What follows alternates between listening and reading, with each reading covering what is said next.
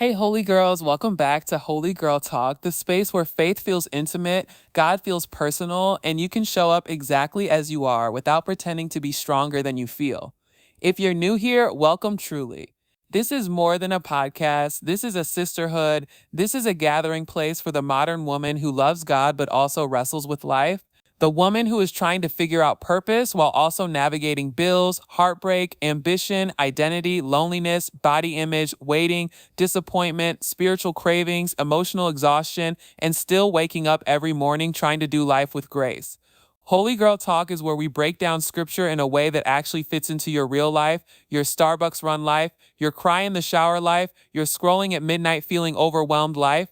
We're here to talk about God and faith and healing, not in a distant, religious sounding church voice way, but in a voice that sounds like your friend sitting on your bed with you saying, "Girl, let's walk through this together."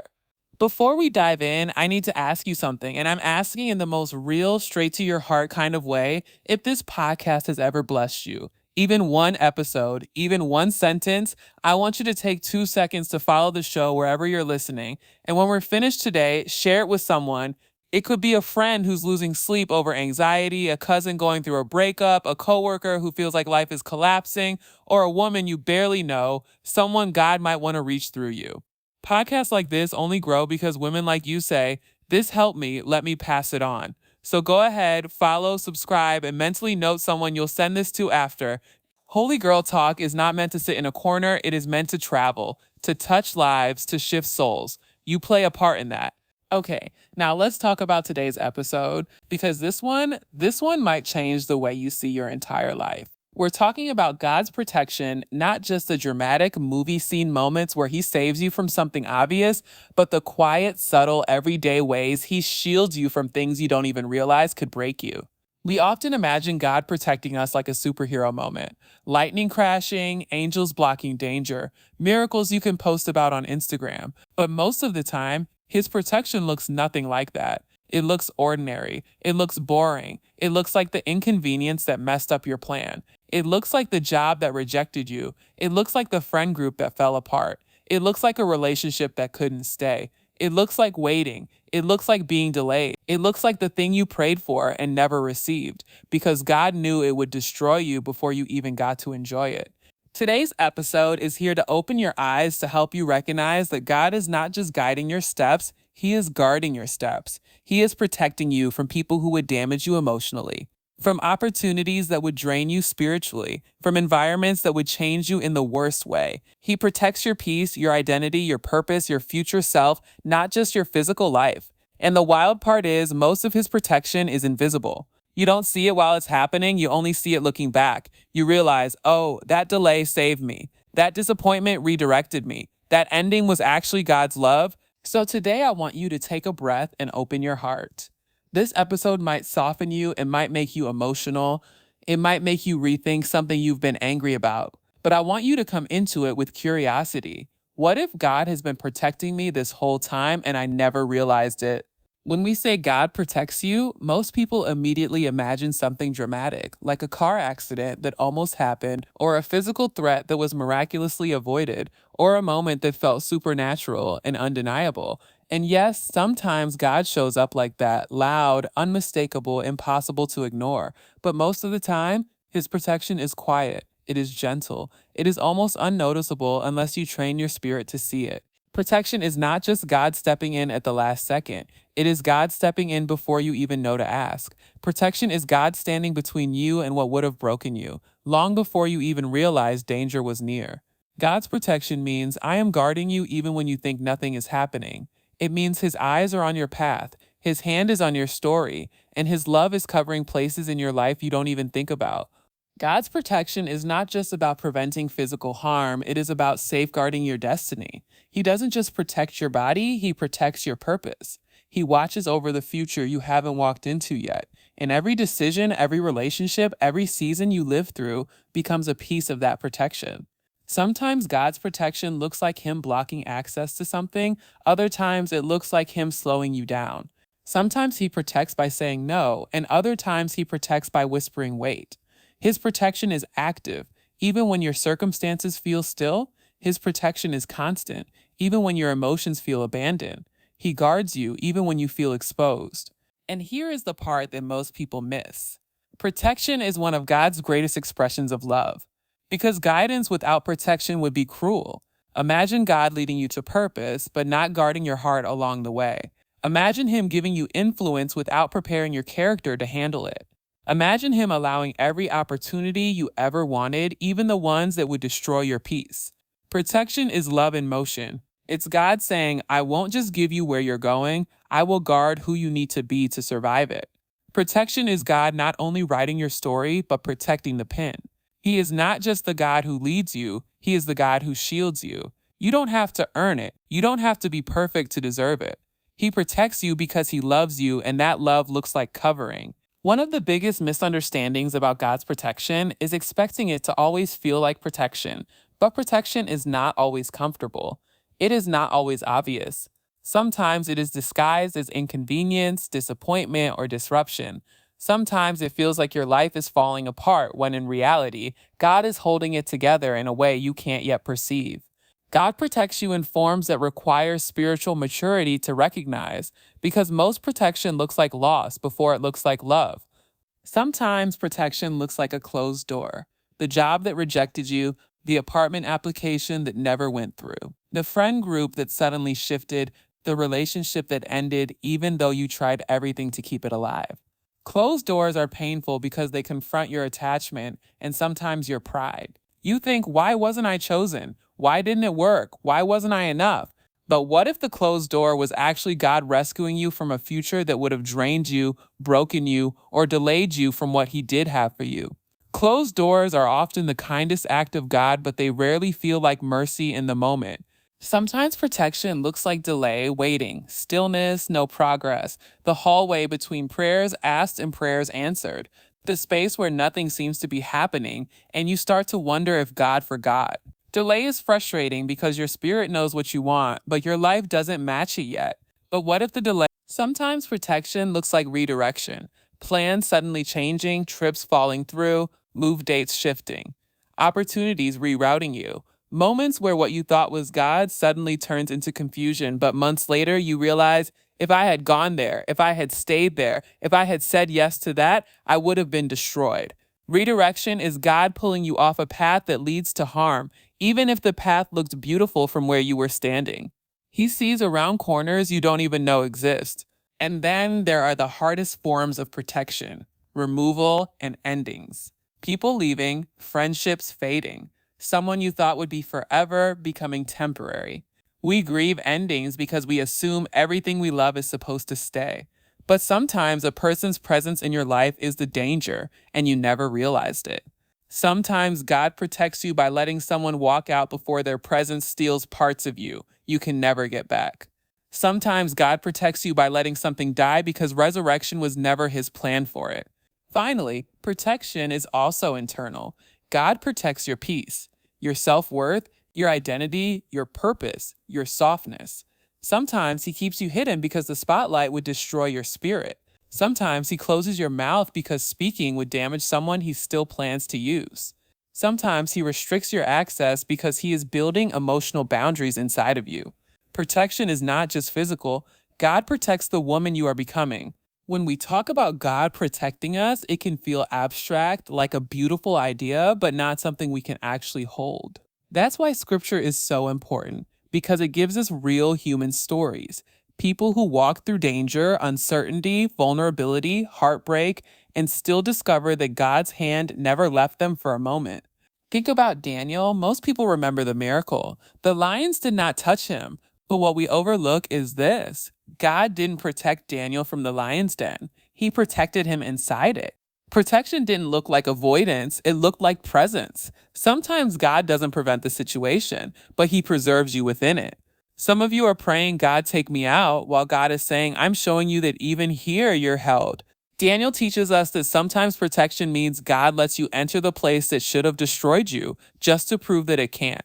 Then look at Moses. Before Moses ever spoke to Pharaoh, before miracles, before leadership, Moses' life was being protected while he couldn't even advocate for himself. As a baby, he was placed in a basket on a river.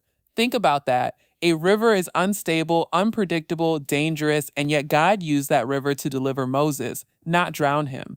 God's protection over Moses started before Moses even knew who God was. Some of God's protection in your life happened before you could speak, before you could pray, before you even had language for faith, because God's care for you is older than your awareness of Him.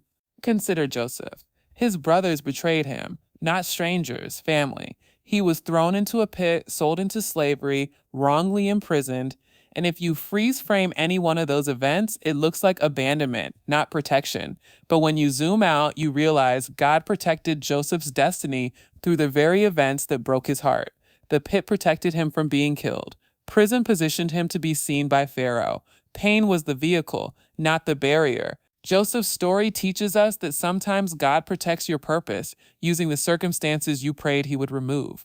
And then there is Ruth, a woman who lost everything. A widow, a foreigner, vulnerable, walking through fields trying to survive. And yet, while she was picking up leftover grain, she had no idea God was protecting her through placement. He placed her in a field owned by Boaz, a man who would eventually redeem her lineage. God protected Ruth not through miracles, but through who she stood near. Sometimes protection is God orchestrating who you sit next to at an event, who sees your work, who enters your life, because one person can shift your entire future. Lastly, David. Before he became king, he spent years hiding in caves, running, displaced, scared.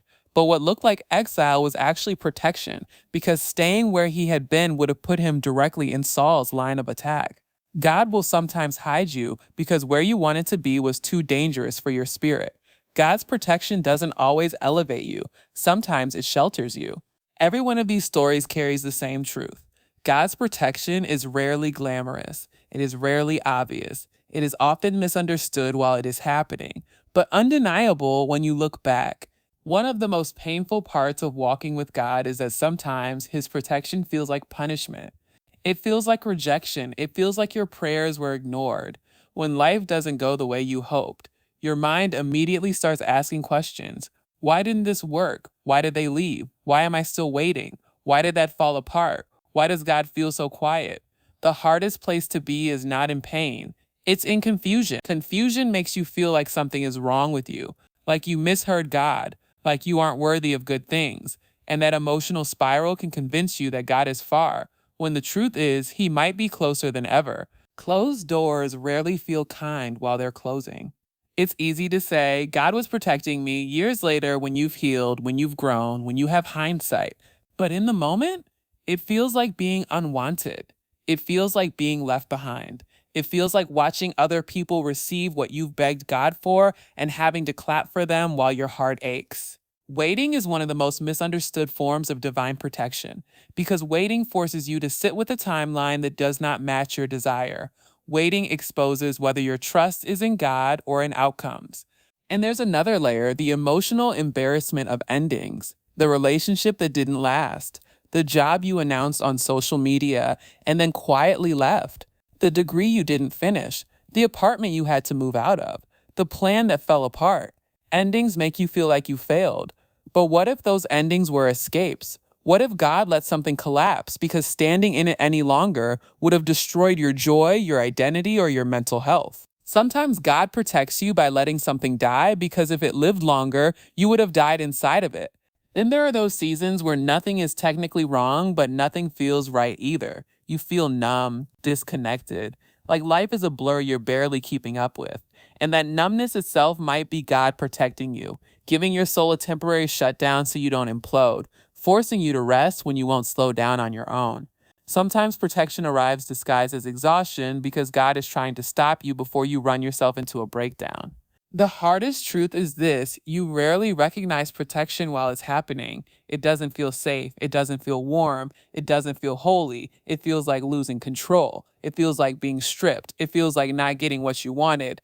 But the emotional discomfort of protection is real, and you are not weak for struggling with it. You are human. You are tender. You are learning to trust a God who sees from a higher vantage point than you can imagine.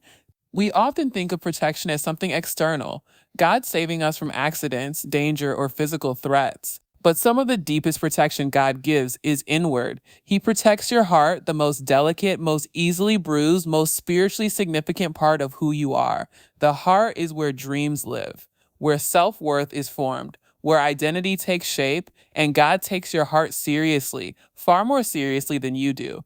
Which means sometimes He will protect your heart by interrupting something that had access to it. Sometimes God protects your heart by ending a relationship you were desperate to keep, not because you didn't love them, but because you didn't realize how small you became around them. You didn't see how their words slowly rewrote the script of your worth. You didn't notice how much of yourself you were shrinking to be chosen. Sometimes God protects your heart by letting someone fall away, because if they stayed, you would have built your entire self around their validation. Losing them may have broken you, but keeping them would have changed you. Sometimes God protects your heart by keeping you hidden for a while. When you're praying for visibility, followers, influence, platforms, and the door doesn't open, it's easy to think God is holding me back. But what if God knows that your heart is not ready to be exposed to voices that would critique you before you've learned to love yourself? What if His not yet is actually Him shielding your tenderness, giving you time to root your identity in Him before the world gets a say? Other times, God protects your heart by not allowing you to feel peace where you don't belong. Have you ever been in a situation, a job, a relationship, a social circle, and everything looked right on paper, but inside you felt uneasy? An internal discomfort you couldn't explain? That was protection. That tension you felt, that anxiety, that heaviness, that emotional tightness was God whispering, "This is not home." Peace is God's language of safety. Discomfort is often His language of warning. And sometimes God protects your heart by limiting your own power. There are prayers God won't answer, not because He doesn't love you, but because He loves you too much to give you something that will own you. If success would destroy your humility, He will wait. If attention would feed your insecurity, He will wait. If a certain blessing would turn into an idol, He will wait. God protects your heart even when your heart is begging Him not to. Your heart is the place God wants most. And because He loves it, He guards it. Even when it makes you cry. Even when it feels unfair. Even when you don't understand. You may never fully know how many heartbreaks God prevented, how many nights you never cried, how many disappointments He never let you taste. His protection is often invisible, but it is never absent. One of the biggest shifts in spiritual maturity happens when you stop only seeing God in the result and start seeing Him in the process.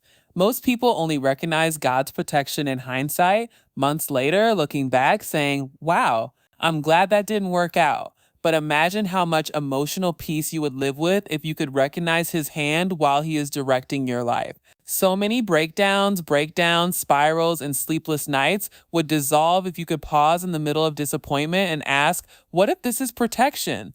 Recognizing God's protection in real time begins with paying attention to what doesn't work. When something falls through, instead of immediately assuming you failed or been forgotten, shift your internal question. Instead of, why is this happening to me? Ask, what might God be saving me from? One tiny sentence, a microscopic mental pivot, can change the entire emotional weight on your chest. Curiosity is spiritual medicine. When you respond to life with curiosity instead of panic, pain loses its power. Another way God speaks is through peace. Peace is not passive, peace is not weak, peace is not boring. Peace is spiritual direction. If something looks perfect on paper, the job is high paying, the apartment is beautiful, the relationship looks ideal, but every time you think about it, something in your stomach twists. That twist might be God. One of the most underestimated forms of divine communication is I don't know why, but I just don't feel right. Don't ignore that. Peace is God's yes. Discomfort is often God's no. You also learn to recognize protection when you notice what keeps getting blocked. If you keep trying, pushing, forcing, applying, begging, and the door won't open, it may not be resistance, it may be redirection. God rarely wastes energy. If something requires you to sacrifice your sanity to make it happen, if you keep draining yourself trying to push it into existence, ask yourself, why do I believe this must be mine? What is the version of me I'm trying to prove something to? Protection sometimes looks like exhaustion because God is trying to get you to stop forcing what was never meant to be. And then there's timing. Protection often hides within delays. If something is taking longer than you expected, if God has you in a hallway season, if you are watching other women receive what you've been waiting for, your instinct may be comparison or shame. But divine timing is never late. God aligns your blessing with the version of you who can actually sustain it. If you received everything you prayed for today, would you have the emotional strength, the discipline, the self worth, the godly boundaries to keep it? Sometimes God protects your future by saying, "Not yet, because I love you too much to hand you something you're not ready to hold." Finally, you recognize protection when you learn to pause. Most pain comes from reacting instead of reflecting. When something changes suddenly instead of spiraling, take 5 seconds and breathe. Ask, what is God doing that I can't see yet? What did he remove that I didn't even know was dangerous? What if this inconvenience is rescue in disguise? Sometimes spiritual maturity is not about knowing the answer, it's about choosing a gentler interpretation. There comes a moment, usually after enough life has been lived, where you suddenly realize God has been protecting me all along. It's like a soft click in the spirit, a shift that isn't loud or dramatic, but undeniable. You begin to see the patterns. You begin to recognize that the things that wounded you didn't destroy you. The things that ended didn't end you. The things you begged God for and never received, you now thank Him for not giving. That moment when hindsight becomes revelation is where trust is born. Trust is not something you magically decide one Sunday morning at church. Trust is formed in the trenches, in the tears, in the pacing of your room at 2 a.m. Trust is built when you watch everything you thought you needed slip through your fingers, and somehow you're still here. It's built when you look back at what almost happened. The car accident that wasn't, the relationship that would have broken you, the job that would have crushed your soul, the city that would have buried your identity, and you whisper, "God, thank you." Trust is recognizing that God's no is often the loudest "I love you" you will ever receive. When you start to see how many times God stepped in on your behalf, how many things He blocked, prevented, softened, delayed, rerouted, you begin to relax. Your shoulders unclench, your jaw softens, you stop waking up every day feeling like you must orchestrate your entire life alone. You stop gripping the steering wheel with white knuckles, panic that one wrong decision will ruin everything. Protection teaches you you are not the only one responsible for your survival. God has been holding you all along. And that revelation changes how you move through life. Suddenly, when something ends, you don't panic. You breathe. You say, "Okay, God, I trust that you see something I don't." You no longer attach your worth to outcomes. You no longer let timelines humiliate you. You no longer cling to people just to avoid being alone. You start releasing gently because you believe God enough to let go. Trust is not passive, it is the most courageous surrender of your life. It is saying, "I don't know what's coming, but I know who is with me," and that is enough. Protection leads to trust, and trust leads to peace. A kind of peace you cannot purchase, drink, affirm, manifest, or hustle yourself into. It is spiritual. It is internal. It is the gift God gives once you stop fighting Him and start walking with Him. When protection becomes revelation, anxiety becomes rest. Gratitude is not just a spiritual practice, it is a form of spiritual maturity. It is a decision to see what God has done rather than fixating on what He hasn't yet given. Gratitude is the moment you stop assuming God is withholding from you and instead begin realizing that He has been protecting you. It is a quiet shift inside the heart, a softening where you stop living out of fear and start living out of awareness. There is a version of you, maybe a past version, who went through things she thought she would never heal from. There were nights she thought she wouldn't make it to morning. There were fears that once consumed her. There were heartbreaks she thought would define her forever. But that girl, that younger self, survived so that you could sit here today, breathing, listening with wisdom you didn't once have. Gratitude allows you to honor her, not by minimizing her pain, but by acknowledging the protection she didn't even know was happening. You can look back and say she didn't know it, but she was covered. God held her when she felt alone. God carried her when she couldn't stand. God whispered purpose into a chapter she believed was pointless.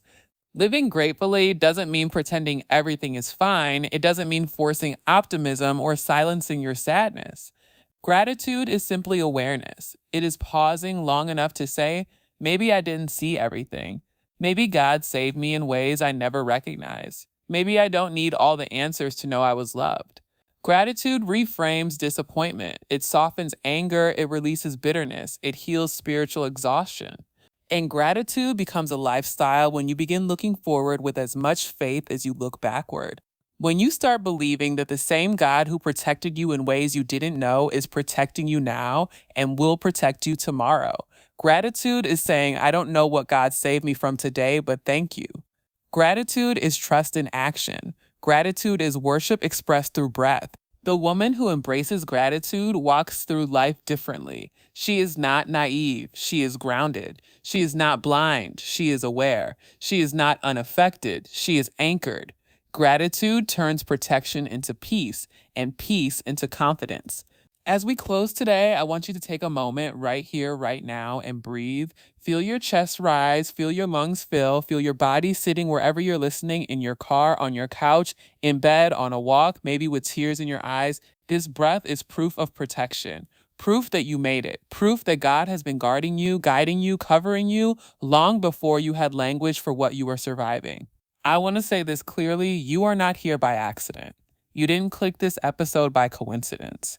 There is a reason your spirit is drawn to conversations like this.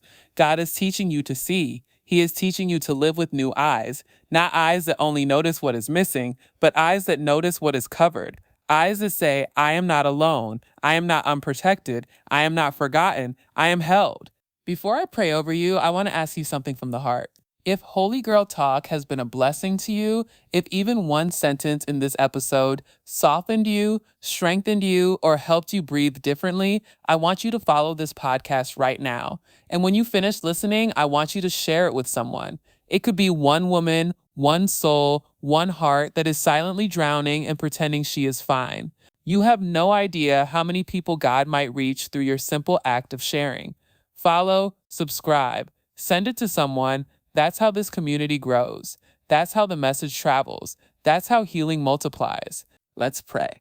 God, I lift up the woman listening right now, the one who is tired of pretending to be strong, the one who is angry about what she's lost, the one who feels afraid when she thinks about the future, the one who has been disappointed so many times she doesn't know how to open her heart again. God, I pray you open her eyes gently to the ways you have protected her that she never knew. Show her the things you blocked. Show her the people you removed. Show her the danger you shielded her from without her even realizing it. Wrap her in peace, a peace that sinks deep beneath her bones. Remind her she is worth protecting. Remind her she is safe in your hands. Remind her that whatever is ahead, she will not walk into it alone. Her future is guarded because her life is loved. God, give her rest. Give her clarity. Give her a softness that comes not from ignorance, but from trust. And when she leaves this episode and steps back into her day, let her walk differently. Let her shoulders loosen. Let her breathing slow. Let her thoughts quiet. Let her spirit whisper, I am covered. I am held. I am protected. Amen. Thank you for spending this time with me today, Holy Girls. If you need prayer, if you want to share a testimony, if God did something in you while listening, email me anytime at holygirltalkpodcast@gmail.com.